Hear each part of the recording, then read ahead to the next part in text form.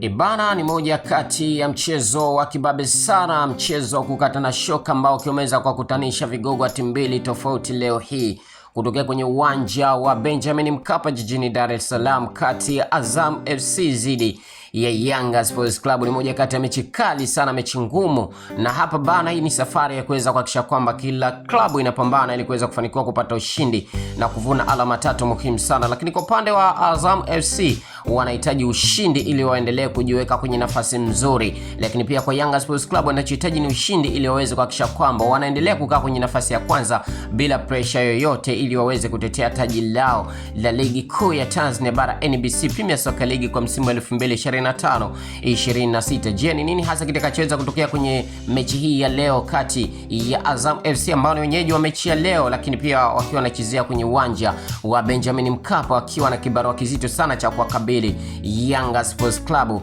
Basi tusubirie, dakika 90 zitatupatia majibu. Lakini kwa upande wa Azam FC kwenye nafasi ya tatu wakiwa na alama takriban 27, na huku Yanga Sports Club kwenye nafasi ya kwanza alama 35. Na hivi basi ukitazama Yanga akishinda mechi leo watakuwa na alama takriban 38, lakini kwa upande wa Azam akishinda watakuwa na alama 30 za kikamilifu zaidi. Na moja kwa moja tusubirie, ukweli wote tutafahamu hasa mara baada ya kumalizika kwa mechi hii yenye ushindani mkubwa sana. Hii ni dabi ambayo inaonekana kuwa na ushindani kwa sababu wachezaji wa pande zote mbili wakiwa wanapambana, lengo kuu ni kuweza kupatia matokeo mazuri hasa vilabu vyao husika. Na nini hasa maoni yako? Kikubwa mimi nikwambie pia maoni yako, lakini pia usisahau kusubscribe YouTube channel yetu ya Chuma Online TV, na asanteni, kwaherini, bye.